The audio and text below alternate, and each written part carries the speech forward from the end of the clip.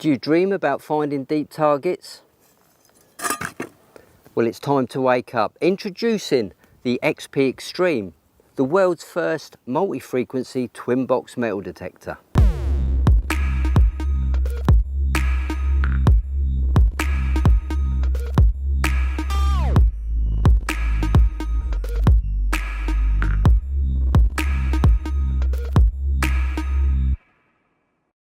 Hello, thank you for joining me. Well, today I'm going to be using the new Extreme Hunter from XP.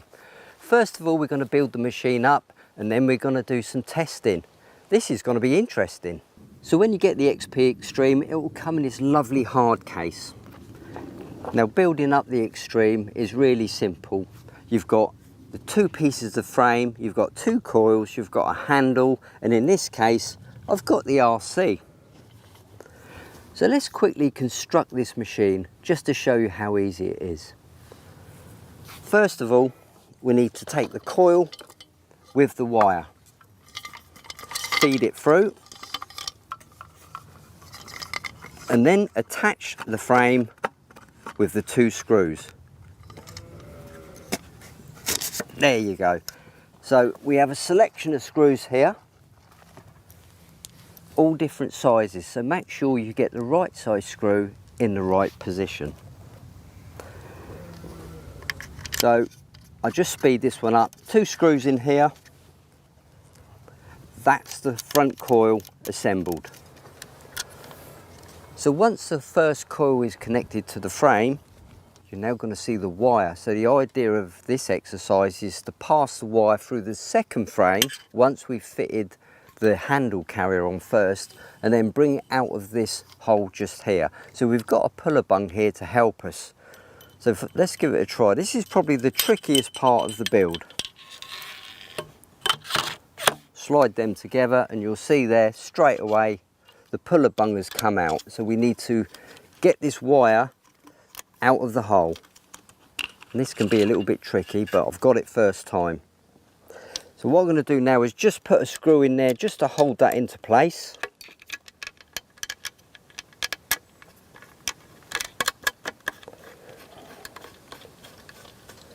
And I'll put the second screw in a minute. So connecting the coil's really easy. Just line the pins up. Make sure they've got a good connection. And then just gently tighten the plug up. Slot that together, simple, and we use these two long screws now to connect the front coil. There's one. They don't have to be really tight, just nip them up gently. And while I'm talking about the front coil, you'll probably notice there that we've got the charging pod. Now, XP are now using a USB-C, the latest USB, to charge it. Of course, all this will come with the machine. Okay, so let's just put the last screw in here. Perfect, we're all done. Let's attach the handle. Just like your conventional XP, that adjusts the height, and the carrier can be adjusted to find the balance point, just with the same sort of clip. So just slot that in, a single screw, all done.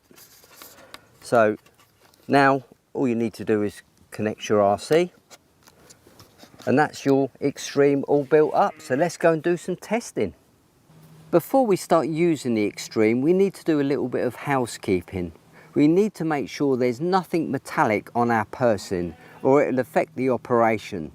Metallic items such as belt buckles, shoes, mobile phones, spades, you can't carry them when you're using the Extreme.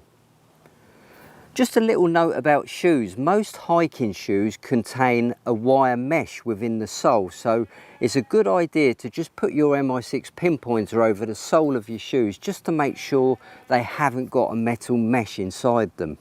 Make sure when you use the Extreme that there's no EMI. Don't use it in industrial areas, underneath power lines, in your garden, for example, in your house.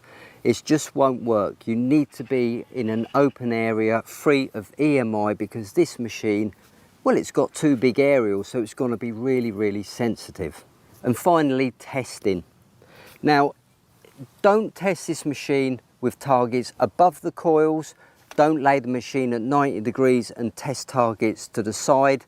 This machine has to be operated on a flat plane, so always test your targets underneath the coils. So as you can see there, we've dug the hole. What I'm going to do now is go over the empty hole with the XP DS2 13-inch coil and with the twin box and see if it gives a signal on the empty hole. So this is a control for our experiment. And if all that goes well, we're going to place these 2 kilos of highly conductive targets in the bottom of the hole, and let's see what machine gets it. Okay, let's first try the DS2 with a 13-inch coil in the Relic program, because the Relic program is going to give you the best chance possible. There's absolutely no iron rejection with disc IAR at 0. But I forgot to mention earlier, we've particularly dug a hole here because there's a piece of surface iron very close to it. And this is going to be a great time to demonstrate how the Extreme ignores the surface iron and sees the deep target. So our surface iron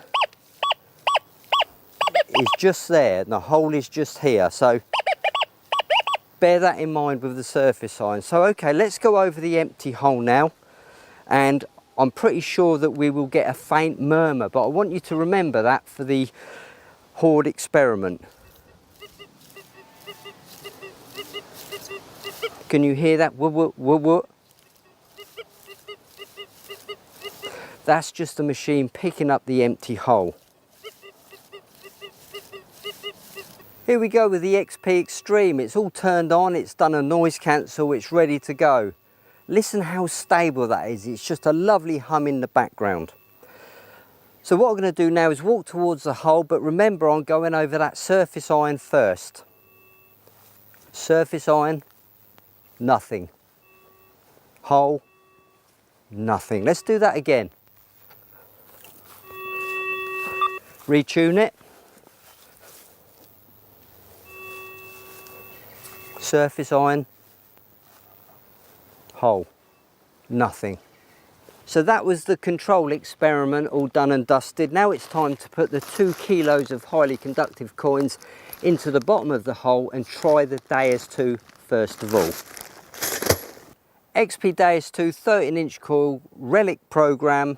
First of all the surface iron and then the buried coins. Here we go. No iron rejection here at all. And now let's go over the hoard of buried coins.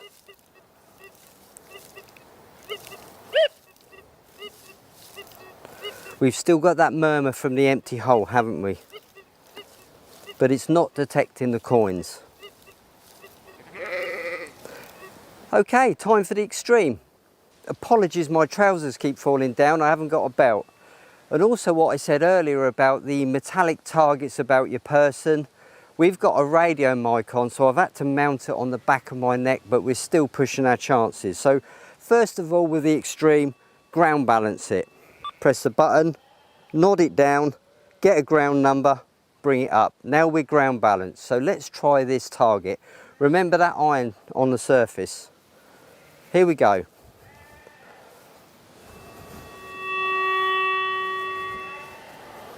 No problem at all, was it that? So let's try it a little bit higher.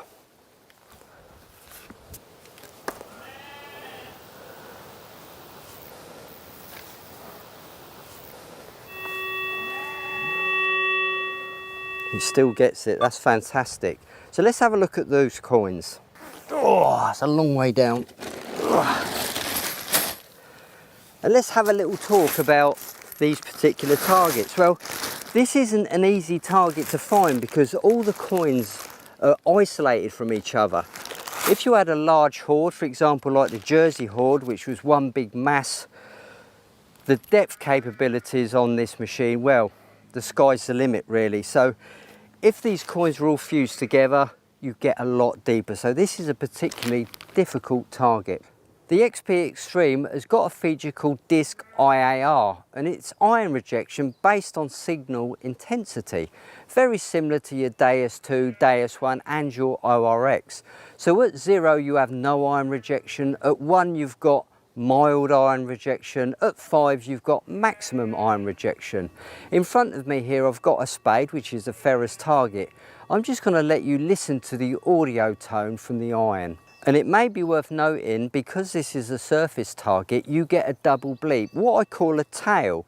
So when you go over the target you get the tone, and then a metre or so onwards you get the second tone, which is telling you it's a target near to the surface. It doesn't necessarily have to be ferrous, it can be non-ferrous as well. So just keep a lookout for those double bleeps. Here we go, the ferrous target.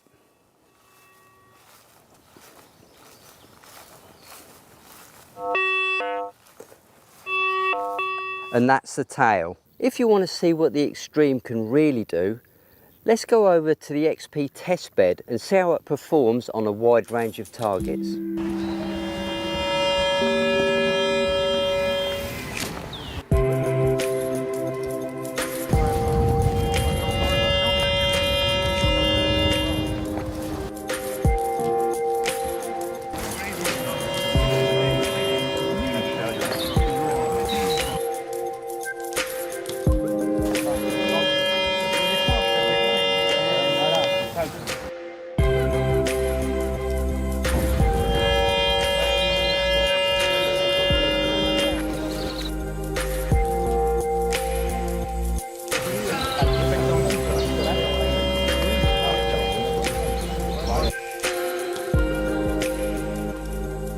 Well, the object of this video was to really demonstrate how when your conventional detector runs out of depth, the Extreme can take over. And also search height is really important because it ignores surface targets such as small nails. Whereas your conventional detector will be confused by surface targets and it won't allow it to penetrate deeper past those. I found one really good way of using the Extreme is to go out in the field and find what you think are deep targets, mark them off and then go back with the XP DS2. Now if the DS2 can't get those targets, well then they're potential diggers. If the DS2 can get the targets, well then you can use your discrimination to better identify the targets. But don't forget the Extreme has got disc IAR, which will give you a good indication on some iron. And now comes the burning question, is this detector for you? Well, only you can answer that one. All I will say is it's a specialist tool for a specialist job. If you think you've got the ground which will warrant a deep seeking detector, well then it's the machine for you. But hopefully in the next few videos we'll be going into the more technical side of the Extreme. But I hope you've enjoyed this video. Thank you very much for watching and I will see you again very soon. Bye for now.